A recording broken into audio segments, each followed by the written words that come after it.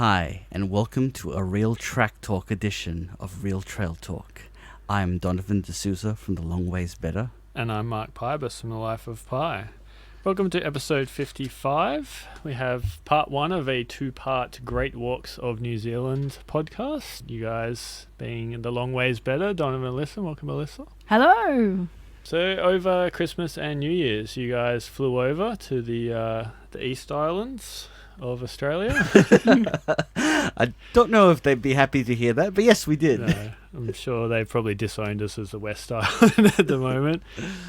So you did the Abel Tasman Coast Track, which is what we're going to talk about in this episode, and the Tongariro Northern Circuit as the second one. Yep. So, what inspired you guys to head off? I know you've always wanted to go to New Zealand, but why this time of year and why these two? So, Tongariro was the instigator for us going because of Mount Doom, you know, being a Lord of the Rings nerd as you are. Yeah. It was something that I really wanted to do. And when we decided we were going to go, I said to Alyssa, why don't you pick the other one? Yeah, And so I this was your chose. choice. Yeah, I chose Abel Tasman. Looking at the pictures, it looks right up my alley. It's all forest and coastal, which is my jam, whereas Don is totally more into mountains. So I think this was the best of both worlds of us compromising on hikes. Nice. One Yeah. of both. Yeah, without us doing, I think we could have gone and done the Milford and Routeburn, but my heart was set on doing Tongariro. And then, logistically, it didn't make sense to go and do one of the Fiordland walks. So it was better, I think, to do something else. And Abel Tasman was something that Alyssa immediately caught her eye. And yeah, that's what we did it. With the intention of eventually getting to the Fiordland hikes as well. So Which sadly some of them have been washed away. at the Yeah. moment. But they'll recover. Yeah. So yeah, we'll definitely get there eventually. But because we had specific ones we wanted to do, we've put those on the back burner, and we will return to them, but just not this trip. And in terms of time of the year, other than the fact that it's great for us to get time off at Christmas, but I think it's the ideal walking time. It's kind of the peak tourism season. Yeah, for the summer hikes. it's like Tasmania in that it has their peak season in the summer months rather than the mainland of Australia, where it's generally the cooler months. The only thing being that you have to be very vigilant at waking up at the right time to book the hikes, because they book out very fast. Yep. So we had very specific dates in mind. So that meant getting up in July one morning at 3 a.m. with the dates in front of us, ready to book, so that we could nab the huts in the right order and on the right days. Yep. Yeah. Yep. So plan ahead if you're planning on doing it. And had we gone the other way around, we would have missed out because the Abel Tasman dates for when we did Tongariro were booked out. So it's certainly something to keep in mind if you're going to book. So yeah, as you said, great walks do need to be booked very early, and there is an opening, which is usually a very busy time for those that are planning. So in terms of the location and distance, this one's on the northern tip of the South Island, and it's a kind of 4.5 day hike. It's not really a true 5 day. Yeah, that's Right, right. yeah. Yeah. So it's it's about 60 k's one way, Abel Tasman. So it's pretty cruisy. If you compare that's a 5 day walk, 4.5, versus the Cape to Cape, which is 135 over 7 days. That's quite a lot more kilometers per day. So it kind of lends itself more to as what the Lonely Planet guide sort of referred to as a beach holiday on foot, because it's not super hard, especially if you've done other hiking, and it's probably a good first hike for people, I think. And there were lots of families and kind of first hikers on the track, so I think it's definitely advertised, and those kind of people really take it up, because it's great for families. It's not too intense. It's lots of beautiful huts. Yeah, lovely vistas to see and beaches to swim in. So, yeah. All right, well, let's get stuck in then. So day one, and I'm going to put a warning on this one that we are going to be butchering all of the names quite severely, so we apologise to any Kiwis out there listening. that we are murdering your language. So it's Marahawa, is that right? I think in Marahau. Marahawa?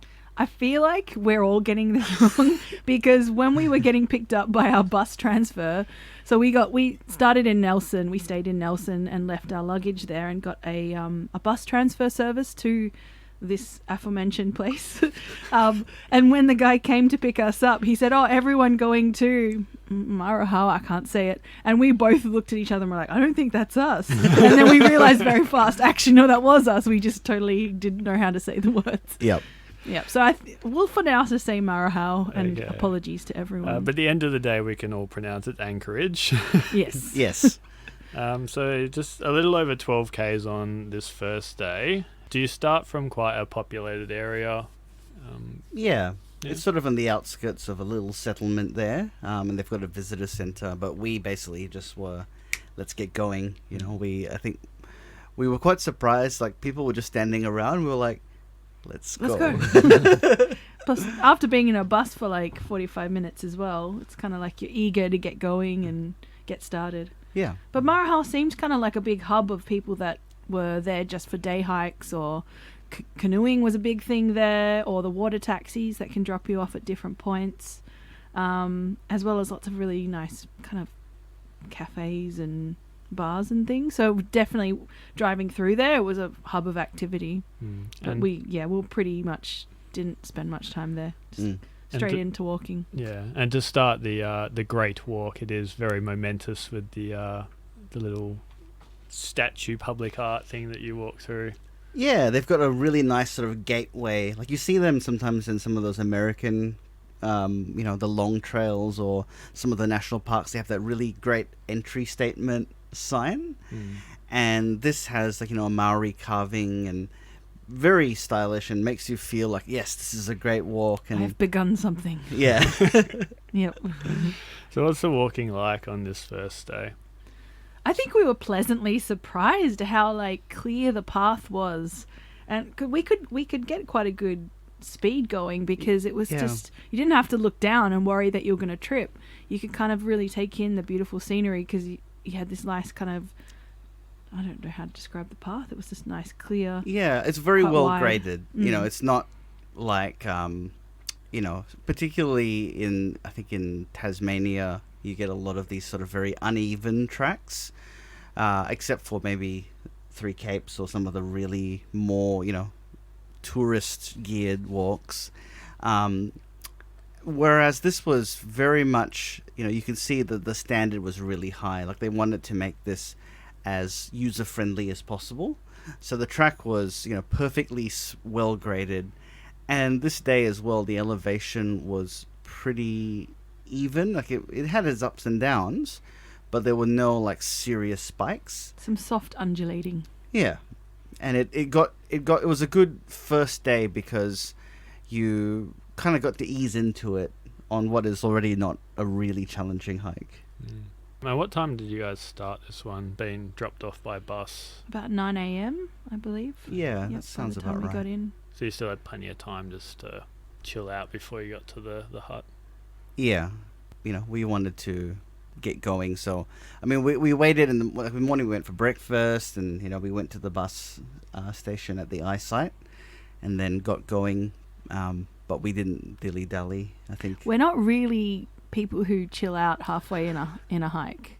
I feel like for us, we might have a little stop and have some food if it's a really long day, or we might stop and kind of take in a beautiful scene or have a drink of water and talk about what we've been looking at.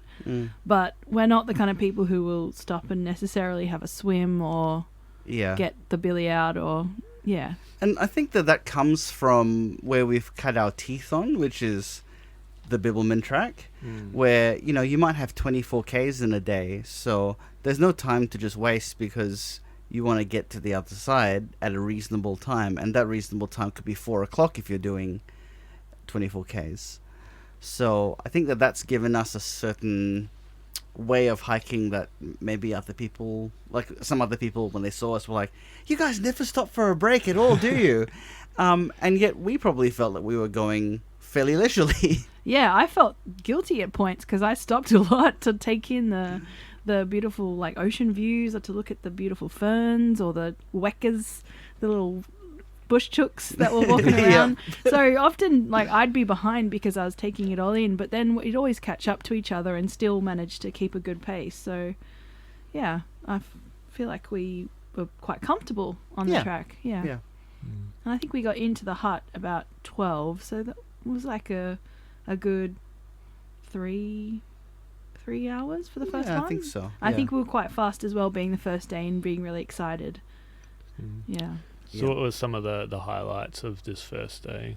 Any cool beaches, great rainforest, all of the above. all of the above? Yeah. It's a good mix. I think we were surprised at how nice the rainforest was along the coast, because while we've seen a lot of rainforest in Tassie, that's been more sort of in the mountains, and same with in Queensland, where they've got similarly Gondwanan looking forest.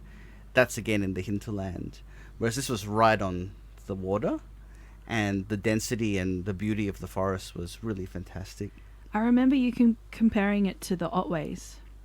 Yeah, that's Similar actually in coastal rainforest combo. that's a good comparison, because certainly the Otways and Wilson's Prom, they're like you have the beach and then there's forest there, which is not something that we see in Western Australia, where there's heath and then forest. Yep. Yeah. Okay, and Anchorage Hut. This is kind of your introduction to hut glamping, upgraded facilities. What were your thoughts on the first night? Fantastic. Super fancy. It I think this was our first time staying in a Great Walk hut, and it kind of spoiled us, I think, for other places where they weren't quite as nice. But this was, it had all the things that would make it comfortable and a pleasure to stay in. So it had, shared rooms, but individual bunks, and in multiple rooms as well, so you're not all together. And they had a massive sort of common room with big benches everywhere and massive kitchen area, filtered water, so you don't have to treat water. Had flushing toilets. Yep. Oh, wow. Beautiful grassed area. We sat out and watched little birds everywhere. Yeah, and the view of Torrent Bay from Anchorage is just like ridiculous. Mm. We sort of thought it looked a bit more like Vietnam. Like there was the way that the granite forms in karsts. Even though granite is very common in Australia, it doesn't form in the same way that it did here, and so it had these bays that had a very different look to Australia while still being formed of granite. And getting in around midday and being the height of summer, what did you guys do for the 8 to 9 hours until the sunset? I think we ate lunch, the usual lunch, pack everything down, change clothes, play some games, walk around the beach, Yeah. talk to people. Yeah, we got to, know quite a few people. Like there was a group that we didn't walk with them, but we stayed in the huts with them. So, we got to know quite a few people, and we got to explore the campsite as well, because there was, there's a lot of things to see in the area. And it's worth just going for a bit of a stroll and having a look, and, the beach is lovely. Mm. You mentioned the other hikers that you were with. How many you have to book? What's the maximum limit that they set? So it's based on the number of people that stay in the huts. So I think that they range from like 20 to 26 or 28. But there are also a lot of people who are tenting, because there are alternate itineraries that people can do where they can stay in tents either at the same place, so adjacent to the hut, and they all have their own facilities, like they don't use the hut facilities. Yeah. Or there are alternate campsites as well, so you could split it up differently if you had a different itinerary, like if you want it to be longer or shorter. So yeah. At Torrent Bay, though, it was very, very busy when we got there. It's a very popular point for the water taxi to drop people off and pick people up at. So I think for that reason, the amount of day visitors, it was just people everywhere when then we got there at midday. A lot of boats moored in the bay as well. Yep. And then also big groups of people doing canyoning that kept coming in and through. Yeah. Yeah, so very active. It was just, I was almost blown away by how many people on like the first hut that we were around, surrounded by. Usually I'm so used to being kind of somewhere quite excluded from the society, but here we were right in the middle of like, yeah, lots and lots of people out and about. Yeah, it was almost like, you know, the first day when we did the Cape to Cape, when we stayed in Yallingup, it was like the same level of busy, and that's Yeah. a beach town, and this was just an beach. area. Yeah. Okay, so we'll move on to day 2. So Anchorage to Bark Bay, that's a lot easier to say. Hey. Although there is an alternative name for that. So again, not a very long day. It's only 11.5 kilometres, but it does introduce you to the tidal areas that this walk is very famous for. What's it like in the morning part of the day? It was really pleasant. When you book, it really is up to the tides are a bit of luck of the draw, because you could pick it based on the tides, but we just picked it based on, well, this is when we're going to go. And so as a result, the tides were not necessarily favorable for us to walk the low tide route most of the time. So because of that, we went the high tide route, but that was actually perfectly fine. Going the high tide route meant that we skirted around the inlet, the estuary that fills up, and it's kind of worth doing because on this day there's a side trip to Cleopatra's Pool, and it's just a really stunning little area along the river where there's a waterfall flowing into a pool on the river. So that's a worthwhile side trip. Only takes 15 minutes to do. So I think sometimes with these things where this is the longer route, it feels like this is a compromise. This didn't feel like that. Yeah. Well, especially if you've only got 11.5 Ks, it's not like it's going to add time and distance and be a hassle. It's probably a good thing to go the longer way. Yes, it could be said to be Could be better. better. Was this, from my memory, I believe this was also one of 2 side trips. Was there a second one on this day? There was a really long one that Rod, who was a guy we met on the first day, he was like, I've got so much time, I'm going to do the side trip. And then we ran into him and said, oh, was it worth it? He said, nope. He said if he had bumped into us on the way going up, he would have told us to turn around. He said it was a big slog up that was not worth it. Yep. Yeah.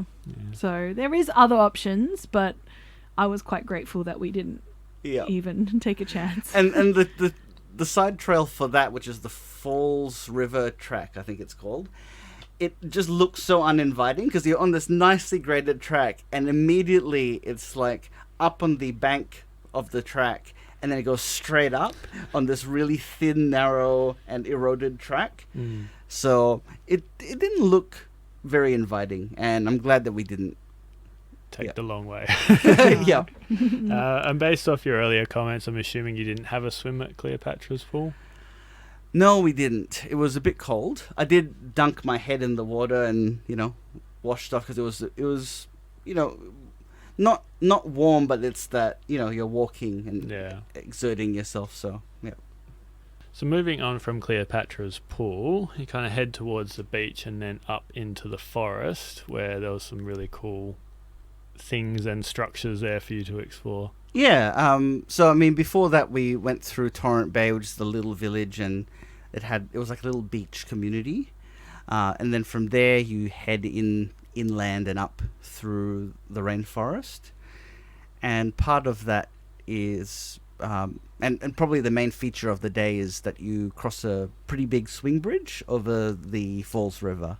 Which I remember you telling me you kind of had a bit of you were held up because it's one of those bridges where you can only cross with X amount of people on it, and you had a giant family coming one way. And they were not very considerate. They were walking really slowly and stopping to take photos, and I understand, I get it. But I was like, God damn it. This is taking forever. And me, who was quite far behind, kind of caught up quite fast after that. Yeah. Impatient Donnie getting a bit hot under the collar. I was. I mean, it was fine, but I kind of was hoping that they would hurry up. Whereas I think when I went over, I had a boat kind of Ooh. cruise under me, and they were like, "Hello." It was So- really nice though, like Yeah. the view of the river, because it's like a sort of a deep sided river with, you know, cliffs on both sides, and yeah, it looked really stunning. Mm. And how does the rainforest compare to elsewhere you've seen, like Tassie or Queensland? I think very Gondwanan looking. Like Very you can similar. you can see the relationship. I think more ferns, more variety of ferns. Yeah. The feeling I got. Also, a lot of beach. So they've got relatives of the deciduous beech that you see in Tassie there. I think they're not deciduous, although I might be wrong, but they look like the leaves look very similar, and they are in fact not that distantly related. Quite a lot of manuka as well. The flowers, little white flowers of the manuka Mm. tree were out, which was really sweet. Yeah, sort of. There were times where you go more towards like a drier sclerophyll looking kind of forest, and in those there was manuka, and then you'd go into more of a beach and rainforesty kind of look. Mm. And being the high point of the day, did you get any cool views looking back towards the beach or the ocean? Yeah, there was some from the top of just after Torrent Bay Village. There's a nice lookout looking back across there, and you get to see the inlet towards Torrent Bay. But a lot of it was more glimpses than views. A lot of, you know, dense forest, and you got to look down to a few of the bays, but not as nice as having, you know, clear open views all the time. Mm. And that brings you down to Bark Bay and the hut for the evening. Yep. Not as good as your first experience, but still looked pretty cool there. Yeah, I think it was an older hut, yeah. so kind of like more of a traditional what you remember huts to be like.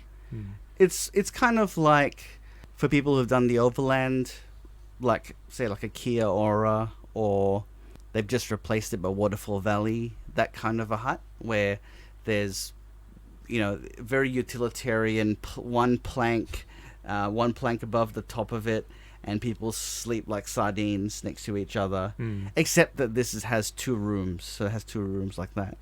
However, we managed to score. So if you go there, to the right of the building is a 3rd room, and they don't always open it, but it was open, and there were 2 bunks left, and so we again were able to sleep in single bunks, Mm. which was very good. So there's a bit of a theme for this this walk is starting early and getting to the huts to get a good Absolutely. position. We were able to get our pick of the rooms pretty much every day because we were one of the first people there. I think also we were starting early because we were finding it was very sunny, so we were finding the days quite warm, and we much prefer to get up and get going pretty fast in the coolness of the morning. So by the time we kind of got there around lunchtime, the heat of the day had only just started to kick in, so it made it for a much more pleasant walking. I should say that hot is a relative word because the highs were 21. But it's a humid heat over there, isn't Yeah. it? Yeah.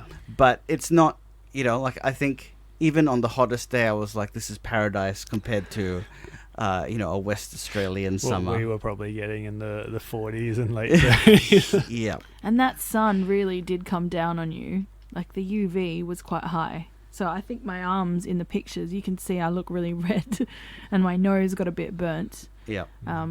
Yeah, so even though it's quite low, it still felt quite biting. Yeah. One thing I kept meaning to ask is, how do they police who's there and who's not? Like, is there a ranger that comes in and checks that everyone's got their permits and everything each night? So they have a hut warden at every hut, Oh, yeah. and they are checking every single person. Oh, yeah. And we asked them what happens if someone shows up and they don't have the ticket. They said, well, they get out. They don't care. Cool. So moving on to day 3, which is Bark Bay Christmas Day. to Awaroa. Yeah. I'm going to say, yep. So this Close was enough. Alyssa's favorite day of hiking Yes. ever. Ever? I don't know. At the time I you feel said like, that. yeah, at the time, but that's because it was at the time. But it was pretty great. It was Christmas Day, so Were Yeah. there any presents? Did you guys bring like sneaky presents along to open that morning? No. We had like food and drink presents. We had whiskey and a special dehydrated dessert Ooh. at the ready. But no, I think it was my favorite because the day wasn't intense, and because there was some really great advice that we got from the hut warden the night before. So there's a lodge that is on the way to the next hut, and if you look at the map, you've got two options. You can either cut down to the lodge, and then to go back, cut back up, and then follow the path for another hour to the hut. Or you can go the ranger's suggested route, which was cut down to the lodge, and then there's a alternative sneaky path where you kind of follow just around the coast, and it cuts out an hour of going up and down, and you get to go past the lodge. And when you say lodge, this is like cafe with food and drinks and everything. Yes. Yeah, Yeah. like a fancy, nice cafe. I think with- I had a look at it for potentially staying the night, but it was too expensive. However, it was well worth visiting for a nice cooked meal. Mm. Originally, we were going there for the beer, but we didn't make it in time because they had this funny law where can't serve it until this certain time of the day. You must have it with a meal, and we'd already eaten, but it was well worth it for the food. And it was a lovely morning because we ended up walking with two of the other hikers that were following the same schedule of Julius and Lisa. Yep. So it was lovely. We got talking all morning. Wasn't too crazy of a walk. Quite peaceful and beautiful scenery. And then we came to a lodge and had brunch. And then we took the shortcut down through the beach, and the walk down the beach, and we did a little crossing, and then into the hut. It was just stunning. Yeah. The had beautiful mountain views with the water in front of you, the inlet. Yeah, because you cross. They said, "Oh, it's a tidal thing," and we had met a guy that said, "Oh, please just wait. Wait half an hour."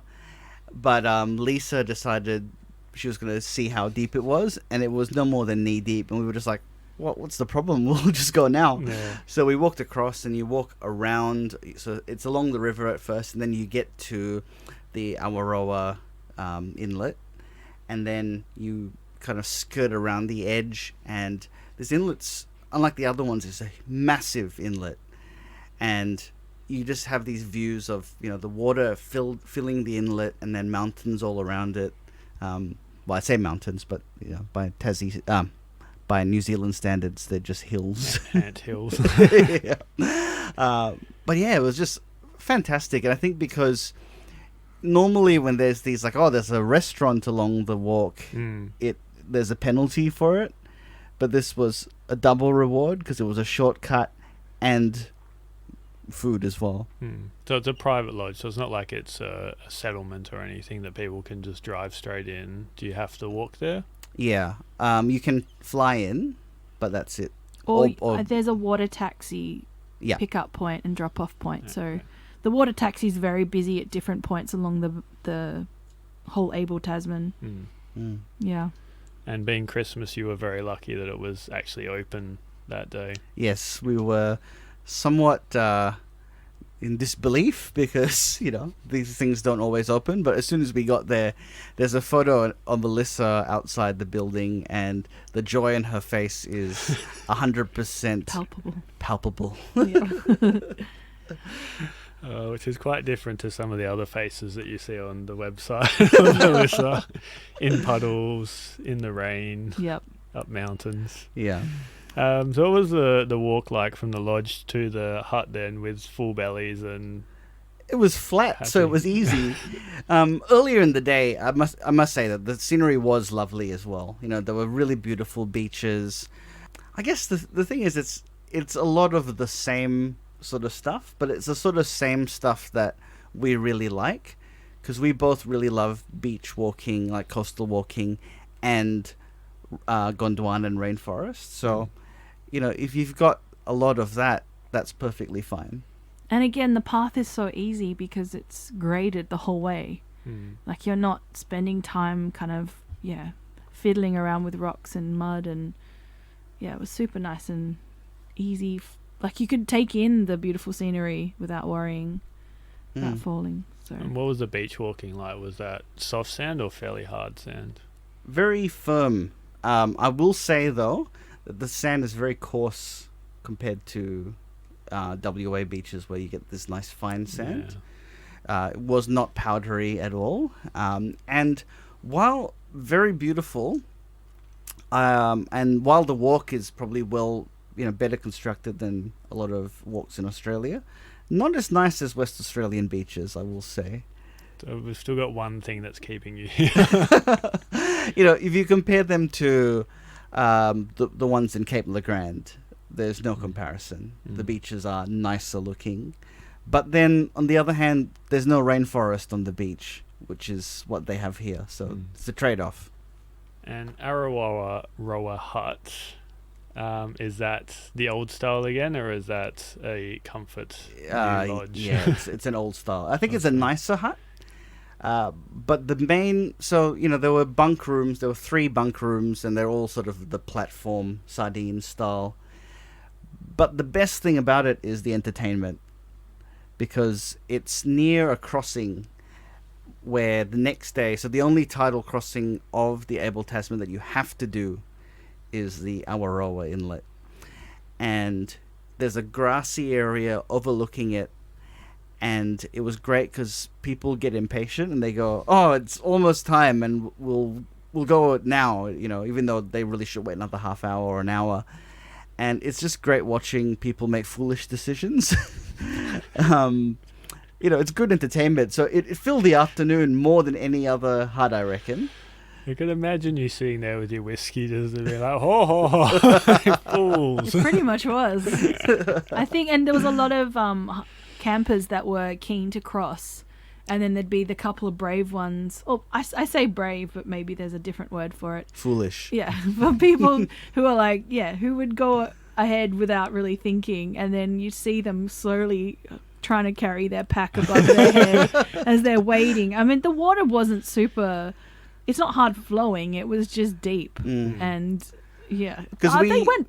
Everyone that tackled it got through. Although I don't know how dry their pack was by the end. Yep. Because we went for a swim when the tide was up, and we noticed that it seems good most of the way, and then you go out to the middle and suddenly it just drops down deep, because there's basically a river that's the Awaroa River, flows through the inlet, and there's always water coming through, and because of that there's a current through the middle, and it's carved a deeper section. And there's like, these tides are not like your 1 meter tides that we get here. These are proper 4 or 5 meter That's right. tides. So yeah, I can understand why people get caught out. The other good thing about this day was there was a shower. Yeah. So That's another cool. amenity that we didn't expect. I bought a little bar of soap just in case, and this is where it paid off. So we had a shower that night too. So yeah, all in all, it was like a good best Christmas a ever. really good Christmas. Yeah. Yeah. Yep. Nice. And what was the dehydrated dessert? I think it was the apricot crumble. It was, with yeah. I think it's the backcountry apricot crumble, Yeah. which is not too bad. It was okay. But The apricots are nice, I but the should say crumble not so. that we brought our own campers pantry stuff, so that the Tasmanian stuff, because we wanted to show those New Zealanders that we make better freeze-dried meals. Okay, and on to day 4, which is kind of the last of the full days. So this is Awaroa 2, and I'll let you pronounce this one. Yeah, okay, so this, when you see the words, you think it's Wari-Warangi, but it's actually Fari-Ferengi. So WH equals F. Yeah, which I think is absolutely bizarre, because it wasn't like, with English, we've had vowels and consonants have changed because they standardized spelling of English before standardizing pronunciation, and we had the vowel shift. But, we surely when they came to New Zealand and they learnt the Maori language and said, "Oh, we're going to just, write this in with the alphabet," that they would have gone, "Oh, okay, so f sound," and not written a W. Like, it should have either been PH or an F. Yeah, but you get that within like the Noongar language. There's no like right way to write it. Yeah. It's always different. So But at least it's semi-phonetic yeah. here. Anyway, it always reminds me of when I first heard you say it, the Ferengis from Deep Space Nine. Yes. Little Star Trek nerd stuff for you. So this actually looked like quite a lovely day. This is the longest day at 17 kilometres. Yep. And you guys had to be up quite early to do the tidal crossing when you were meant to be doing it. Yep. So the tide was at 4 o'clock, the low tide, and you can cross up to 2 hours after. The warden said, to be honest, you can probably go a little bit later. So we got up a little bit later than that because it was, very early. But we woke up and there was this big, flurry of activity of people getting ready, and we were not the first to cross. There was quite a lot of people crossing. And it was kind of weird because while we did see the inlet empty the previous day, actually walking it was a different experience. I definitely recommend bringing like camping sandals, or is it jandals that they all That's call what they- over there, which I'd Jandal, yeah. never heard until New Zealand. That's what they call thongs over there. Yeah, so I definitely recommend bringing those because of all the inlet crossings. And we had kind of gone, we'll be fine. We just walk bare feet. And then after a while, there's like all these cockle shells, and they just start to dig in, and it's not fun. So yeah, we definitely halfway kind of converted to our jandals. Yeah. Well, I had my Keen's Uniques, and they're good looking, good shoes. They look good, but they were terrible for Oh, this no. because as you're splashing through the water, the bits of shell were Oh, getting comes stuck out. in my shoe. So more style over substance with those. Yeah, so I got to the other end and my feet were not in a good way. So once you've crossed the inlet, the rest of the day actually looks very, very nice. It's a good mix of walking. I'd say this is probably one of the hardest days, both in terms of the kilometers, but also there's a lot of climbing up and down. But the payoff is that I think this was some of the nicest, both the nicest rainforest of the whole walk, as well as some of the nicest beaches. Because as Alyssa pointed out, Anchorage was very busy. But these beaches were much more secluded and quiet, and they had a wilder feel as a result. There's certainly some spectacular headlands in the photos that you posted. And you said bit of climbing. Didn't look like that much on the elevation chart, but lots of switchbacks involved. There was one that just was like quite uphill. Yeah. It was short and sharp, but it was definitely sharp. It was a lot of switchbacks, and it looks like a blip on the elevation chart. I don't even know if that's accurate because it seems too short. But it was just like switchback all the way. And Rod, who on this day we'd passed Rod a few times and he'd overtake us, and he said, "Oh, this is ridiculous! Like we just keep getting these switchbacks." And part of it is that there was a landslide about 10 years ago in part of the track. And you used to be able to just go straight across, and now they've had to go all the way up and across the other side and then down. And that's on the way to Totaranui Bay campsite. But you mentioned before just the quality of the rainforest was the payoff for that. So it's not like you were slugging up and down like sandy, weird hills that didn't really offer anything else. Yeah, definitely. Yeah, to have a breather was not a bad thing because you just got a chance to really kind of take in the surroundings a bit more. See a weka again. Yep. There was wekas everywhere. And is this the day you saw a weka pull a worm out of the earth? Yes, I did. Yep. Which I thought was rather poetic because, the early bird gets the worm, and we were, at the end of the day, the early birds, but we'll get to that. So from Totaranui campsite, then move on to the excellent coves and headlands and beaches the second half of the day. So from Totaranui, that's probably the only stretch of the track where it feels like you're doing a bit of road walking, because you are. So you walk through the campsite there, which is a car camping area, and there is a low tide crossing, but we knew that it wasn't low tide anymore, and so we just went, we'll just take the high tide route, which here wasn't super exciting. However, I remember, Alyssa, you thought it had a bit of a Shire-like quality because of the grasses, and there was a bit where we walked through a field. So it was different. Wouldn't say it was like, it wasn't amazing, it wasn't terrible either. It was just a different thing, and it didn't last very long. You know, like once you're off the road and you clear the grassy field, we're back in rainforest, and nice rainforest at that. So better road walking than WA. Yes, because and also it wasn't kilometers and kilometers of it. You know, like whereas here they'll go, oh, this old dirt track is, perfectly fine for a very long stretch, especially if it's called Marin Road. Your favourite. Yep.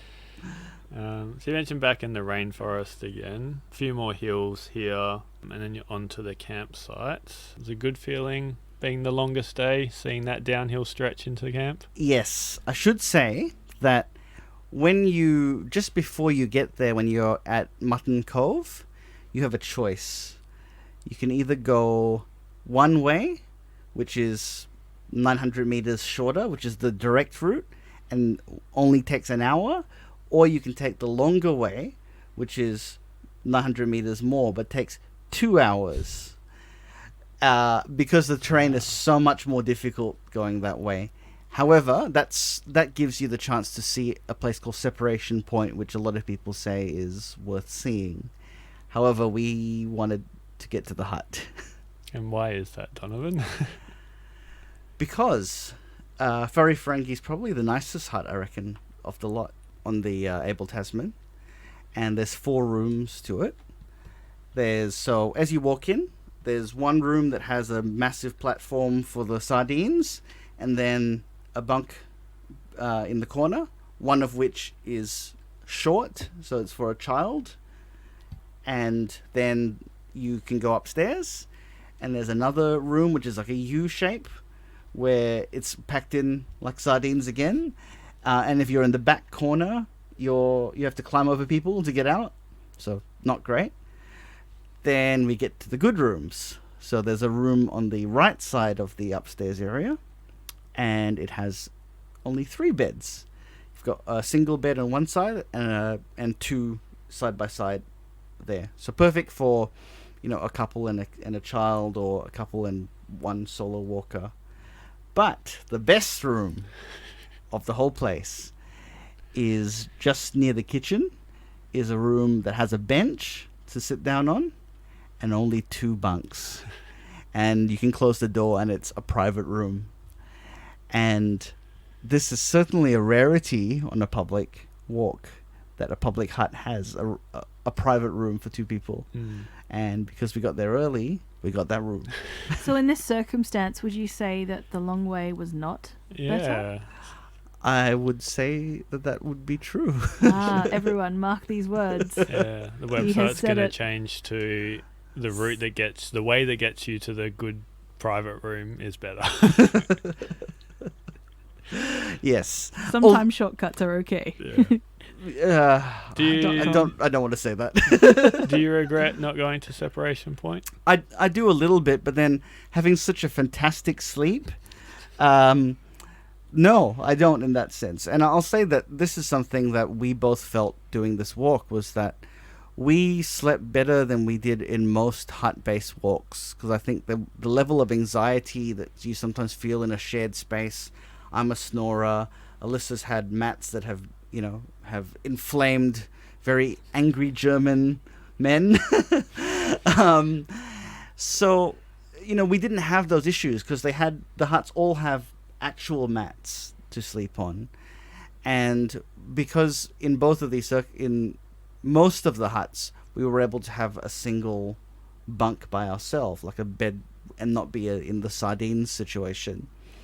So we only had one night like that out of the whole lot. And I think that really, to me, I went, this is the answer. This is how all huts should be. I think either it's a tent, or you go to this extreme when you have the mats, because if you don't, then the in-betweens are just compromised, and they're not really great in that sense. I think all Real Trail or Real Track Talk listeners will want to know, did Boris come along on this journey? Yes, he did. He enjoyed it very much. And he in Furry Ferengi Hut, there's I didn't share it on the blog, but he did, look out pensively into the world outside the window. Okay. So the last day, it's kind of like a half day just to get back to where you would get your bus back off to civilization. Looks like a pretty big hill to finish, though. It is. It's the biggest of the trip, but it didn't feel that way. No, it was quite... I think we revved ourselves up for like, yep, let's come on, and a big hurrah.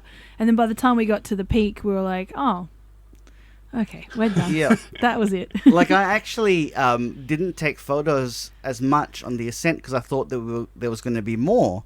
And then I got to the top and went, oh, shit, I missed my photos. Yeah, so we got to the end, and I think what's really nice is, even though this day is short, and it's really just like you go up, and then you go down, and then you get to the end, is that the view on the way down is really fantastic, because you get a view of Wainui Bay, and Wainui Bay is part of the greater Golden Bay area, which is, I think people tend to think of it as like one of the nicest areas for weather in New Zealand. And yes, I can't argue with that. Yeah, it was beautiful going down. And it was kind of switchbacks on the way down, and you're just overlooking the cove the whole time. And I just kept remembering saying to you, like, this is amazing, look out, this is the best ending of a walk that I think I'd ever been on. But then I felt like I was saying that about everything. This is the best. Yeah, it was definitely a big high to end on, with that view kind of coming down back into the bay. Yeah. And I should say that some people do a longer version of the last day. So what some people do is they loop back to Totaranui. And there's a water taxi that can pick you up and take you back to Marahau. Still don't know. Yep. So that's another option, but we decided to just finish at Wainui Bay. We were going to organize a bus, and that's what happened. However, it is a bit of a windy drive back, and I got a bit car sick. Yeah. Was there a grand archway to finish as well? Yes. Kind of bookmarks it really nicely. And we were the first ones back out, and then it was nice to see all the familiar faces of people that we'd kind of seen along the hike kind of come through. So that was nice. We did some nice slow claps for a few people as they passed the finish. Yeah. Which was fun. So yeah, very good 4.5 day multi-day. Yep. It's a really great memory. I'm really glad we did it. Yeah. Don in the last podcast did say it's probably the first multi-day that Alyssa didn't cry on, so it must have been very, very good. I didn't cry at all. And I think that you finished this in a better mood about hiking that you've been in for a while, because I think that you've had anxieties about sleeping in huts and the challenge of things, and this was certainly well within your comfort zone compared to other hikes we've done. Yeah, I think it's just getting more confident as well with everything in hiking. It's not just the days of walking, which is often what you focus so much on. It's also like all the other intricacies of a hike, where the social element sometimes gives me anxiety of like, who are the people? Will we get along? Am I in their way? And then all the sleeping things where am I making too much noise? And but this I felt really welcomed by everyone. I think we were really, really lucky to have so many nice people around us, and then also the facilities just kind of also made that all kind of meld together nicely too. I think, one of the things I've always felt with multi-days is the worst part of a multi-day is the sleep. And I didn't feel that way about this walk. And that, to me, was a really big eye-opener. And I think because of that, I'd be very much inclined to go back and hike more in New Zealand, because I think that the huts are really well set up to take that sort of what can be quite an awful part of the hiking experience out of the equation. You did come back and say, I'm a complete convert to the hut hiking system. I did, yes. I think, comfort. And I think that the public huts in New Zealand, other than the Three Capes, don't go far enough. I think they should go to the full New Zealand model. I think, as we were saying, we said, if it's a tent, then you have the privacy and it's nice for that reason. But if you're going to do a hut, do it correctly, and I think New Zealand have got it right. I feel like on Tongariro, I kind of would have liked to have had a night in a tent. Yep. But that's a different story for another time. Yep. I guess you guys had a different experience in that you were always there to get the good spots. You might have felt a bit different had you have been a sardine on a couple of Yes. those nights. Yes. Because I definitely had always said to Don, if we're going to get to the hut, I'd much prefer to sleep on a corner where you've got I would like a wall next to me, so it's not just I'm sandwiched between strangers. But Yeah, I mean, we're that's lucky. your choice. If you don't get up early, then you don't get the reward. That's just how it is. Yeah. And it's also, hike your own hike, the old adage of, some people want to stop and that's the sacrifice they're happy to make. Mm. Yeah. And that's up to them, and everyone's got their own way. So all in all, Alyssa did a great job of choosing this hike. Fantastic job. Yeah. Yeah. Very enjoyable. I think Yeah. from now on, I'm going to choose all the hikes. is what the conclusion from this. And favourite moment from this particular hike? I know what mine is. You go ahead. Mine is Christmas Day, walking after having that brunch, and then having taken the shortcut, walking along the beach to see the hut and the beautiful view, and just having such a nice day, walking with nice people and nice food, and yeah, that was a really nice moment. Yeah, I'd say that's a really good. I think that you're right there. That was an amazing time, and I think it was a nice surprise. Like that way of going around wasn't a compromise. It was actually a really nice way to walk, and different from what we'd seen. So yeah, I'd have to agree with you. Cool. If you want a visual guide as you're listening to this, provided you're not driving at the time, visit The Long Ways Better. And look at all the great photos that Donovan took. So yeah, thanks very much. That is part 1 of our Great Walks of Tasmania. So stay tuned in 2 weeks for part 2, which is the Tongariro Northern Circuit. Yep, that's right. And if you've enjoyed this episode or any other episodes of Real Trail Talk, ratings really help for us to reach an audience who may also enjoy this episode. If you had any questions or suggestions for future episodes, you can email us at realtrailtalk@gmail.com, or you can contact us through our social media channels. Thank you for listening, and we'll be back in 2 weeks.